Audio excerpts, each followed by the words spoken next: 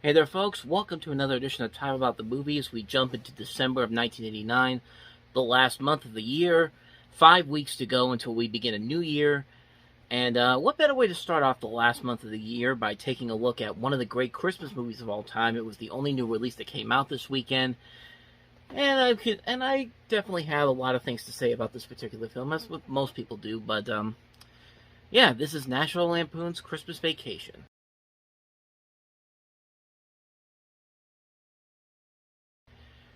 So, of course, this is the third installment in the Vacation series. National Lampoon's Vacation is a great movie. European Vacation, not so much, but it's not a bad movie. To me, I put it on the same level as Harold and Kumar. Harold and Kumar 2, because Harold and Kumar Go to White Castle is a great movie.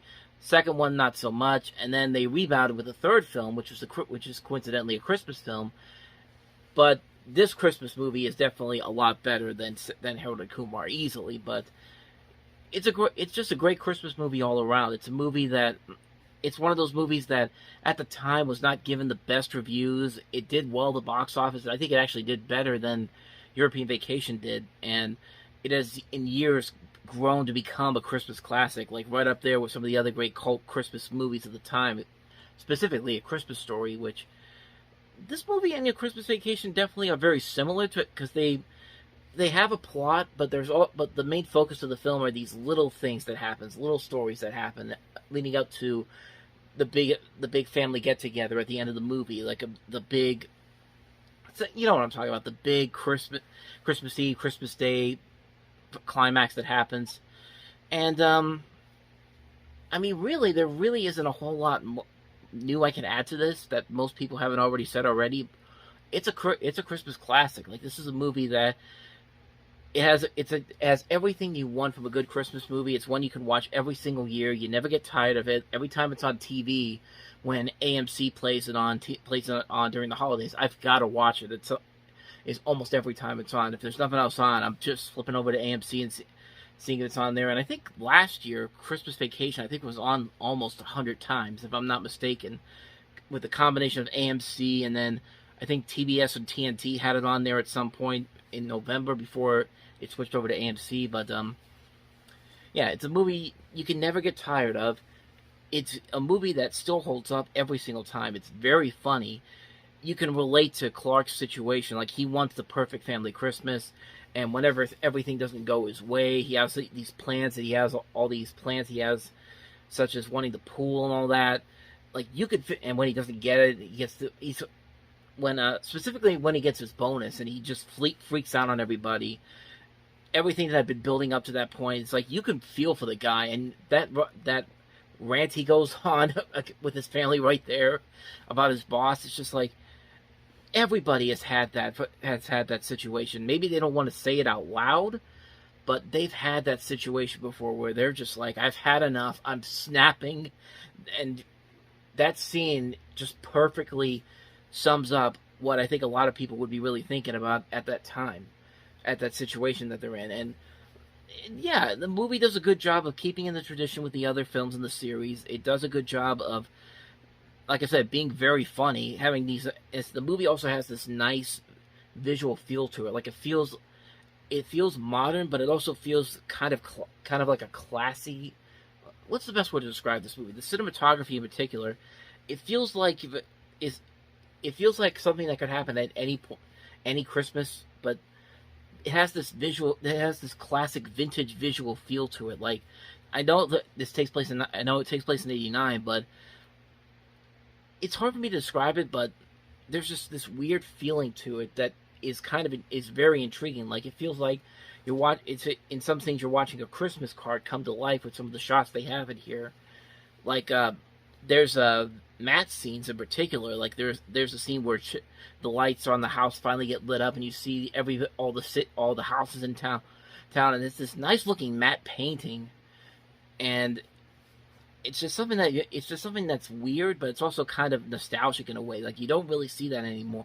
Well, you don't really see a lot of matting like that in films anymore, and it's just nice to see that in a lot in this movie. And like I said, it's a very funny movie. The cast in here, once again, works off each other very well. Chevy Chase, Beverly D'Angelo, Randy Quaid. Miriam Flynn. The kids in this movie this time are played by Juliette Lewis and Johnny Galecki. You also have got Julia Louis-Dreyfus in one of her earliest movie roles.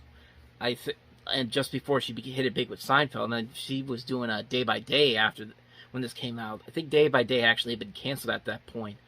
Of course, you got Brian Doyle Murray. You also got these veteran actors like William Hickey, Mae Questel, Diane Ladd, John Randolph, E.G. Marshall, Doris Roberts.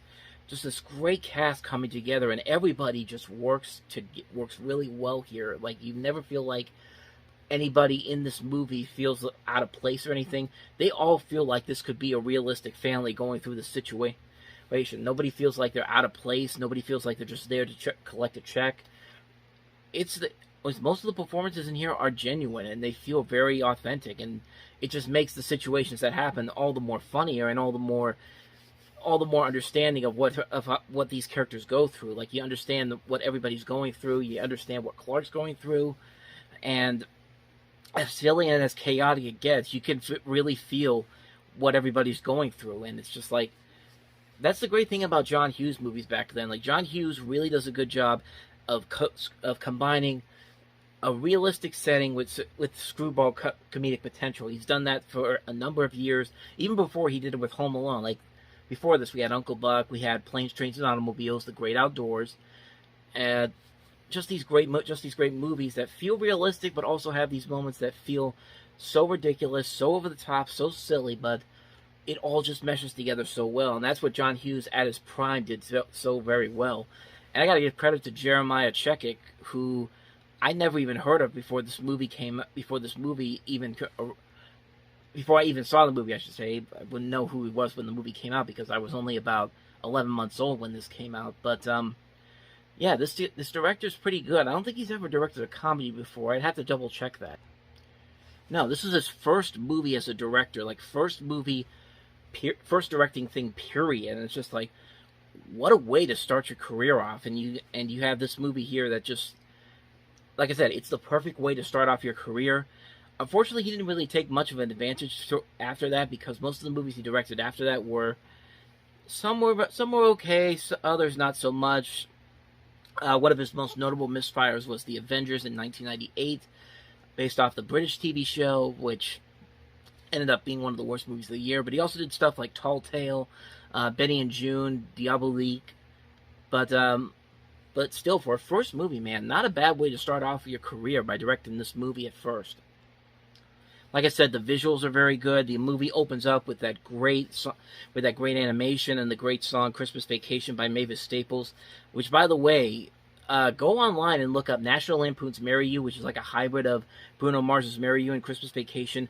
I swear it works so well. Like, you honestly can't believe that these two songs, completely different, would mesh together as well as they do. But definitely go check that song out. I'll put it in the link over here in the corner, so you can definitely listen to it. I was surprised when I heard how good this meshing was, but the song itself is great too. It's a great song to listen to. It's a great way to open the movie with the animation. Just gets you ready for what's coming. And animated movie openings in the 80s, man, they were just something else. It's something I really wish we can get again, but more and more often nowadays, most people forget to do that and just go straight into the movie, which I get why, but it's still something I personally miss mostly. Is there anything else I want to talk about with this movie? I mean, I guess I could really say my first exposure to this movie was actually about almost 15 years after it came out. I rented it from the Giant Eagle that I worked at when we still had the video store, and I quickly fell in love with it. And then it was on NBC just a few days after that. Like ABC, I think in '92 first had it for a couple years, and then from like 94 up until about 2005, 2006, that was like an NBC must-see event. Like, you stop what you're doing, watch the movie on TV. It was like that with Home Alone as well. Like, for about 10 years, that is on NBC. Home Alone and Christmas Vacation were like the must-watch events on NBC, which you still get with It's a Wonderful Life. But other than that, though, most of the holiday movies and specials that used to be on the air nowadays, you can just get off of streaming and all that, which is fine, but it's those older memories that I do miss a lot. Like, I miss those must-see events, like holiday events. Like you have to stop what you're doing, turn on the TV and watch something like Rudolph and Frosty, which thankfully you could still do on CBS. And then, unfortunately, Charlie Brown Christmas is no longer on the major networks, but it's on every year on PBS. Just that kind of thing, that kind of stuff just takes me back to the good old days. I'm 33 and I'm saying the good old days, but that's just kind of something else that I wanted to bring up. But yeah, other than that, I got nothing else to say about Christmas Vacation. I think everything that's been said about it really is everything that needs to be said. It's still very funny after all these years. The cast still works great together. The writing is still top-notch. It's just a wonderful, wonderful movie that still holds up on so many levels. It's something you have to watch every Christmas. And the vacation movies have never really surpassed this.